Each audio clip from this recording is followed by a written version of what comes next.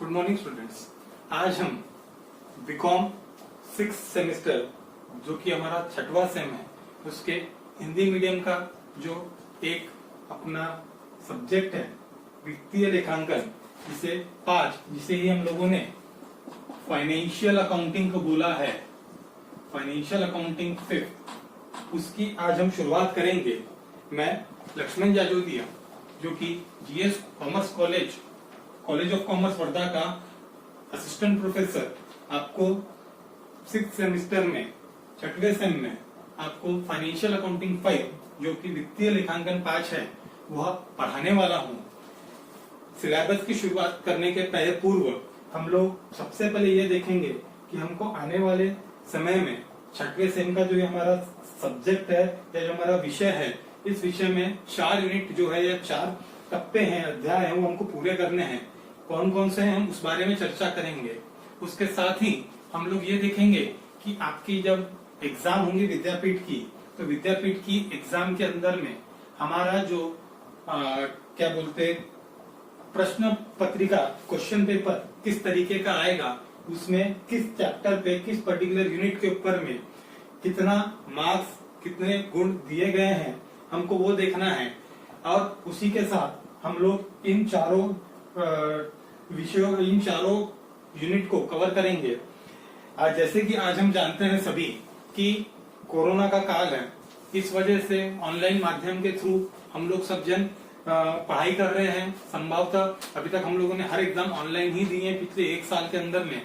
ऐसा भी संभव रह सकता है कि आने वाले समय में 6वां सेम भी हमको ऑनलाइन ही देना पड़े, लेकिन हमको तैयारी उस प्रकार से भी करनी पड़ेगी कि हम लोगों को ये भी ध्यान रखना पड़ेगा कि कल अगर समय पे विद्यापीठ ने हमको कहा कि नहीं आपका एग्जाम ऑनलाइन नहीं होगा, आपको आपका 80 मार्क का पेपर पूरा ऑफलाइन तरीके से लिखकर ही देना है, हमको उसकी भी तैयारी करनी होगी।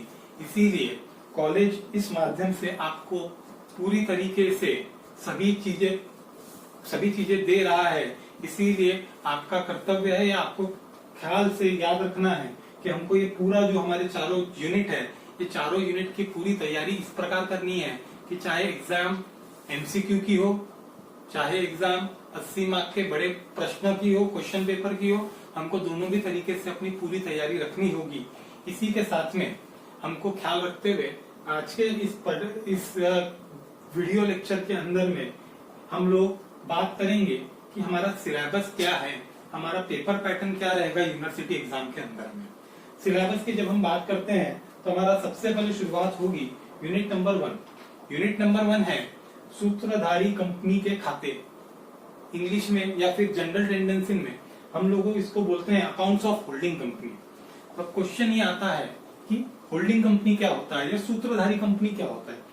तो इसके अंदर में सूत्रधारी कंपनी वो होती है जो दूसरी कंपनी के 50% या उससे ज्यादा शेयर्स अंश जब ले लेती हैं तो उसे सूत्रधारी कंपनी कहा जाता है। तो हमको इस बारे में देखना है सूत्रधारी कंपनी क्या होती है, that is what is holding company. उसके बाद हम देखेंगे होल्ली ओन्ड कंपनी क्या होता है, पार्शियली ओन्ड कंपनी क्या होता है। देन हम लोग ये देखेंगे कि सूत्रधारी company that is holding company और सब्सिडियरी कंपनी, इन दोनों की कंबाइंड बैलेंस शीट कैसे बनाई जाती है। और हम लोग एक सिंपल प्रॉब्लम देखेंगे जो कि होल्डिंग और सब्सिडियरी कंपनी से संबंधित रहेंगे। यह पूरा पोर्शन, यह पूरा पार्ट हमारे सिलेबस के अंदर रखा गया है। तो जैसे कि आप देखेंगे चारों यूनिट के अंदर में हमको कहीं ना कहीं कुछ थ्योरेटिकल पोर्शन भी है, उसके साथ में कुछ प्रैक्टिकल क्वेश्चंस भी हैं। मतलब हमको थ्योरी जो रहेगी वो हिंदी के माध्यम से समझनी होगी, लिखनी होगी, जबकि जो हमारे क्वेश्चंस आएंगे एग्जाम्स में, प्रॉब्लम आएंगे, जो भी प्रॉब्लम आएंगे उसके आंसर हमको इंग्लिश मीडियम में ही देने होंगे। इसीलिए जैसे कि आप लोग सब जन अभी तक करते हैं, हमको उसी तरीके से आगे बढ़ना है। तो पहला यूनिट पे हम बात करेंगे अकाउंट्स ऑफ होल्डिंग कंपनी के ऊपर में, दैट इज सूत्रधारी कंपनियों के खाते। दूसरा आएगा यूनिट नंबर 2, इसके अंदर हम बात करेंगे बीमा दावा की, that is insurance claim.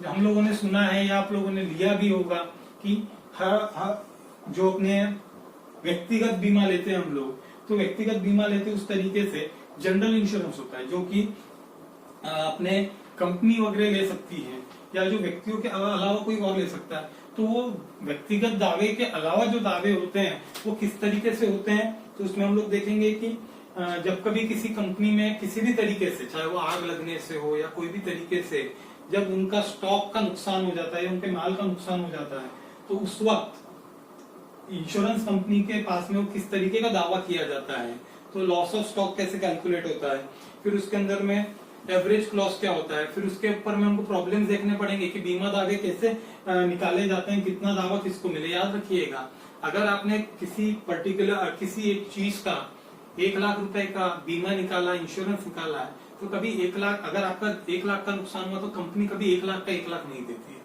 Company कुछ पैसा काटती है, रोकती है और बचा हुआ पैसा देती है। उसका एक फॉर्मूला होता है, उसकी एक टेक्निक होती है, वो हमको देखना है इस यूनिट के अंदर में, जो कि हमारा इंश्योरेंस क्लेम। तीसरा यूनिट है हमारा विनियोग लेखे, दैट इज इन्वेस्टमेंट अकाउंट।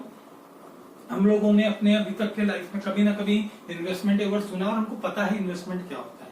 हम तो खैर कॉमर्स के विद्यार्थी है, तो हम सबको पता है कि इन्वेस्टमेंट कितना जरूरी होता है और क्या होता है। कंपनी क्या बोलते हैं, किसी भी चीज में पैसा लगाते हैं, या आप और मैं जैसे किसी चीज में पैसा आगे के लॉन्ग टर्म पर्सपेक्टिव, जैसे कि बहुत आगे का सोच के पैसा लगाते हैं, तो उस तरीके से इन्वेस्टमेंट एक बहुत बड़ा टर्म है, बहुत बड़े शब्द है विनियोग, जिसके ऊपर में हमको इस पर्टिकुलर यूनिट के अंदर में देखना है। तो इसके अंदर में हमको देखना है कि इन्वेस्टमेंट मतलब क्या होता है, इन्वेस्टमेंट की जरूरत क्या होती है, क्यों इन्वेस्टमेंट हमको करना चाहिए, क्यों विनियोग की जरूरत है, what are the needs and objectives of investment. उसके बाद कौन कौन से प्रकार की अलग अलग तरह की सिक्योरिटीज होती है जिसका सेल परचेज किया जाता है, जो कि इन्वेस्टमेंट का पार्ट है। देन हमको ये देखना है आखिरी में कि सिंपल प्रॉब्लम्स रहेंगे जो कि इन्वेस्टमेंट से संबंधित रहेंगे और सिक्योरिटीज से संबंधित रहेंगे, उसके ऊपर में हमको बात करनी है। फिर आते हैं चौथे यूनिट के ऊपर में। चौथे यूनिट में हम बात करेंगे निगमन के पूर्व का लाभ, that is profit prior incorporation. हम लोगों ने पिछले कुछ सेमिस्टर्स में पढ़ा होगा कि कंपनी को अपना पंजीकरण कराना पड़ता है, दैट इज रजिस्ट्रेशन कराना पड़ता है। क्या होता है, रजिस्ट्रेशन कराने के कुछ समय पहले तक कंपनी खुद की एक्टिविटीज करती रहती है, चाहे वो सेल परचेज की हो या कोई भी तरह की हो। जो रजिस्ट्रेशन के पहले का, कंपनी के रजिस्ट्रेशन के पहले का जो प्रॉफिट होता है, लाभ होता है, that is known as profit prior to incorporation. Suppose कीजिए ये आपकी कंपनी ने यहाँ पे रजिस्ट्रेशन कराया, रजिस्ट्रेशन के पहले ये रजिस्ट्रेशन है, इसके पहले हो गया ये प्री रजिस्ट्रेशन की इनकम, और ये हो जाती है पोस्ट रजिस्ट्रेशन की इनकम, ये पोस्ट रजिस्ट्रेशन की इनकम। तो हमको ये देखना है कि जो प्री रजिस्ट्रेशन है कंपनी का, ये प्री रजिस्ट्रेशन के अंदर में कंपनी प्रॉफिट करती है तो उसको किस तरीके से ट्रीटमेंट देना है हमको, या उसका कैलकुलेशन करके उसको कहाँ ले जाना पड़ता है, क्या होता है वो देखना है। तो वो देखने के साथ में हमको ये पहले ये देखना पड़ेगा कि प्रॉफिट प्रायर इनकॉर्पोरेशन मतलब क्या होता है, निगमन के पूर्व का लाभ क्या रहेगा। उसके बाद में कौन कौन सी मेथड है, कौन कौन से तरीके हैं जिसके थ्रू हम ये मालूम करेंगे कि प्री इनकॉर्पोरेशन प्रॉफिट निकाला कैसे जाएगा। उसके बाद हम लोग ये भी देखेंगे कि किस तरीके से प्रेफरेंस शेयर इश्यू होते हैं, रिडीम होते हैं, और किस तरीके से हम लोग क्या बोलते हैं प्रीमियम या फिर डिस्काउंट के ऊपर में जो शेयर्स इश्यू होते हैं वो भी हम उसके बारे में भी बात करेंगे। आखिर में हमको बात करना है कि कंपनी किस तरीके से जो रिडम्पशन अपने प्रॉफिट में से करती है, इन चीजों पे बात करेंगे। तो ये हो गए आपके 4 यूनिट। अब आते हैं, ये तो हो गई सिलेबस से संबंधित बात। अब बात करते हैं आपके पेपर पैटर्न की। पेपर पैटर्न की तो यूनिवर्सिटी ने आज तक जो अभी तक अपना पेपर पैटर्न सेट हुआ है वो 80 मार्क का रहता है। तो 80 मार्क की जब अपनी प्रश्न पत्रिका रहती है तो इसका मतलब क्या हुआ कि हर यूनिट पे इक्वल वेटेज रहेगा, एक समान हम लोगों को अंक दिए जाएंगे। मतलब 80 मार्क के मतलब यूनिट नंबर 1 पे 20 मार्क रहेंगे, यूनिट नंबर 2 पे भी 20 मार्क रहेंगे, यूनिट नंबर 3 पे भी 20 मार्क रहेंगे, और यूनिट नंबर 4 पे भी 20 मार्क रहेंगे। और ये 20 मार्क का किस तरीके से इन लोगों ने चारों यूनिट के अंदर में किस पे कितना वेट दिया, किस पे कितना महत्व दिया, अब हम लोग वो देखेंगे पेपर पैटर्न के अंदर में। ठीक है,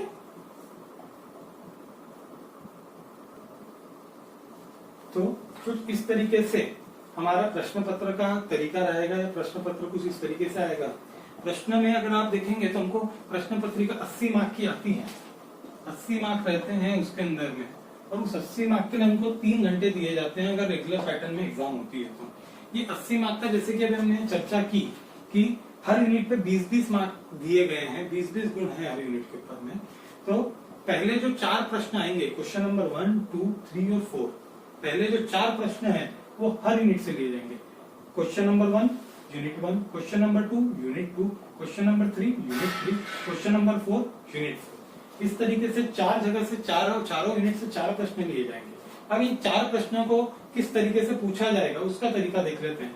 क्वेश्चन नंबर 1 ए, थ्योरी आएगी आपको 8 मार्क की, उसके साथ में एक छोटा प्रॉब्लम आएगा 8 मार्क का, या फिर आपको यहाँ पे ऑप्शन दिया गया है कि आप 16 मार्क का एक बड़ा प्रॉब्लम सॉल्व करिए, that is big long question, long problem रहेगा जो आपको सॉल्व करना पड़ेगा। यही पैटर्न क्वेश्चन नंबर 2 में भी रहेगा। क्वेश्चन नंबर 2 ए, थ्योरी रहेगी 8 मार्क की, बी प्रॉब्लम रहेगा 8 मार्क का, या फिर सी 2C प्रॉब्लम रहेगा 16 मार्क का।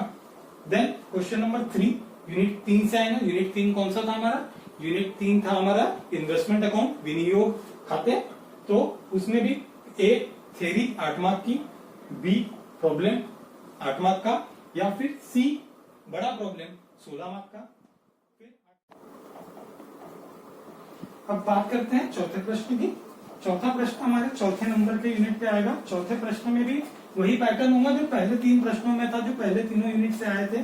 चौथा प्रश्न का पहला भाग ए, थ्योरी रहेगी 8 मार्क की, बी प्रॉब्लम रहेगा 8 मार्क का, या तो ये दोनों छुड़ाने या फिर सी छुड़ाना है, प्रॉब्लम रहेगा एक बड़ा प्रॉब्लम 16 मार्क का। इस तरीके से क्वेश्चन नंबर 1, 2, 3, 4 प्रश्न 1, 2, 3, 4 हमारे लिए रहेंगे।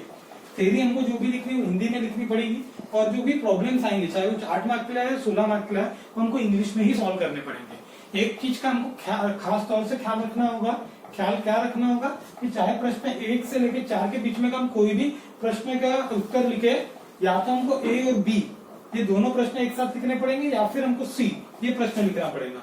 मतलब 8 + 8 16 मार्क यहाँ पे हो जाएंगे, या फिर हमको ये 16 मार्क का एक बड़ा क्वेश्चन सॉल्व करना पड़ेगा। तो ख्याल रखना ये है कि हमको ए + बी लिखना है या फिर सी लिखना है। ठीक है, अब बात करते हैं हमारे 5वें प्रश्न की, जो कि आखिरी प्रश्न रहता है हमारे उत्तर प्रश्न पत्रिका का। इसके अंदर में 4 प्रश्न आते हैं ABCD करके, अब कड़। तो इसके अंदर में हर प्रश्न एक यूनिट से लिया जाता है, जो कि 4 मार्क का होता है। मतलब क्वेश्चन नंबर 5 है यूनिट नंबर 1 से आएगा 4 मार्क का, question number 5B unit number 2 से आएगा 5 मार्क का, question number 5C unit number 3 से आएगा 5 मार्क का, और question number 5D again unit number 4 से आएगा 4 मार्क का। ये चारों प्रश्न सिर्फ प्रॉब्लम ही आएंगे, छोटे छोटे प्रॉब्लम्स आएंगे और कुछ नहीं। 4 प्रॉब्लम आएंगे हमको यहाँ पे, जो कि 4 मार्क के रहेंगे। 4 × 4 16 हो जाता है। इस तरीके से हमारे 80 मार्क पूरे हो जाते हैं। 80 मार्क कैसे पूरे हुए? 16 मार्क के 4 प्रश्न, मतलब 16 × 4 64, प्लस क्वेश्चन नंबर 5 के 5वें के 4 प्रश्न 4 मार्क के 16। इस तरीके से हमारा कुल पेपर बन गया 80 मार्क्स का। तो ये हमारा हो गया है पेपर पैटर्न, जो कि हमको एग्जामिनेशन के परीक्षा के लिए काम का है। तो ये बात होगी हमारे सिलेबस और पेपर पैटर्न की। अब आने वाले वीडियो लेक्चर के अंदर में हम शुरुआत करेंगे हमारे यूनिट नंबर 1 चैप्टर 1 अध्याय 1, जो कि था हमारा अकाउंट्स ऑफ होल्डिंग कंपनी। इसके ऊपर में हम लोग शुरुआत करेंगे और इस पे हम लोग बात करेंगे। तब तक सभी लेक्चर्स को ध्यान से देखते रहिए। धन्यवाद।